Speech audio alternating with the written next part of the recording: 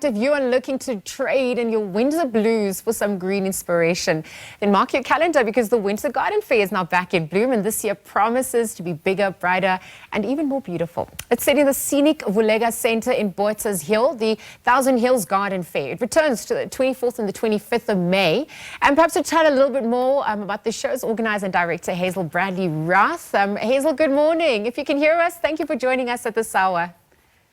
Good morning. It's actually just Bradley. I don't know where the Hazel came from in front. Okay, Bradley. Good morning, and thank you for that correction. Thanks for the bright energy, the lovely energy. We're obviously in winter season. We're edging closer to winter season, and so the Winter Garden Fair comes at an opportune time. It's in the third year now. Tell us a little bit more about what's in store for this 2025 edition. Absolutely. Well, as you can see in the background, this is the Valley of 1,000 Hills in Botha's Hill. And we're the stunning venue here at Vuleka is just made for this type of garden fair. It's our second year in operation after the garden fair in Pietermaritzburg was no longer available. And we've got a whole lot of very good vendors coming through from the gardening industry, anything from growers to suppliers. We've got wonderful music in the hills, some great food, and it's an opportunity just to come and chill and relax in the hills and see what's available for your gardening. Well, Bradley, on that note, perhaps you could tell us a little bit more about the move to the Vuleka Centre and how the venue's now added to the charm of the show, but also because there's now a wide mix of growers and landscapers and artisans at large. How are you curating such a vibrant lineup? What can people expect? Well, originally the garden fair, the garden show was the Witness Garden Show in Pietermaritzburg at the showgrounds, which is now no longer available. Then we had a brief few years where we had no shows. And those in the industry approached us and asked us to look at something to reaccommodate the atmosphere and the gardening vibe. So we had an additional venue, which unfortunately didn't suit us very well. Then we moved here last year, and this is just stunning. It's a conference center. It's right on the top of the hills.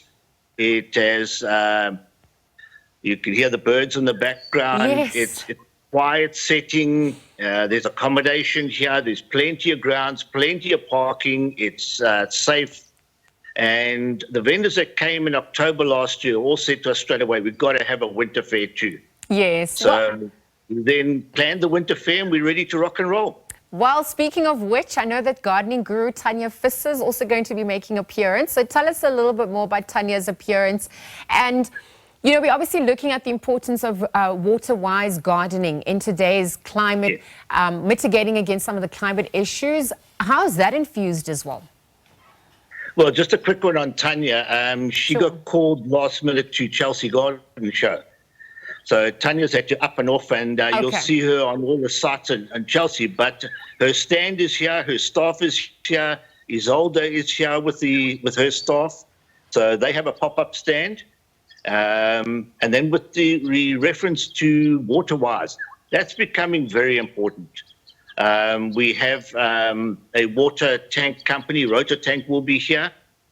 We have a number of the stands that are focusing towards water-wise, and I would encourage potential growers to come along and speak to all the experts that are going to be here. We have a big selection from the more corporate right down to the smaller growers, the smaller suppliers. Okay, I'm saying, and Bradley, thank you for speaking to that, because, you know, we're just trying to understand what families can expect beyond just, you know, plants, and thank you for highlighting that. I wonder if we could also just speak to one of your personal favorite memories at large. What stands out for you? What are you also looking forward to the most? You know, last year when we started here, we saw a number of people in wheelchairs. And there was one specific gentleman who said to his family, just push me to the edge there. I just want to look at the hills. And he sat there just in quiet. And I think that stands out the most is we can cater for people with disabilities as well. It's easy access here. There was music in the background. People were bopping to the music and just chilling in the hills. It's such a lovely atmosphere here at Vuleka. Yeah, and thank you for speaking to that, because some people who might be intimidated by the experience and don't really understand what it takes to, garden, perhaps get the green fingers into the soil. Tell us a little bit more about, what they can expect on that front. Are people going to be supporting them as well? What can gardening newbies take from this?